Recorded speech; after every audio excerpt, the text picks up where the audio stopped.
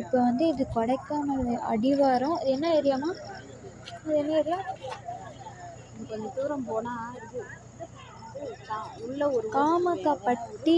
அதுக்கு முன்னாடி இருக்க ஏரியாவில்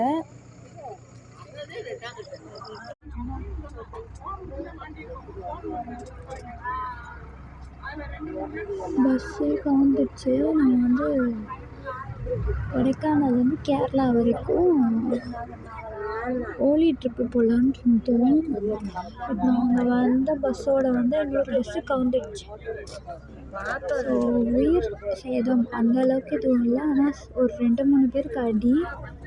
மற்றபடி இதுக்கே வந்து இந்த ரோட்டில் வந்து சின்ன ரோட்டில் நடுவில் ரிவிட்மெண்ட் வச்சுருக்காங்க. ஸோ அதுதான் இங்கே ப்ராப்ளமே. நைட் டைமில் ரிவிட்மெண்ட் இருக்கிறதே தெரியல.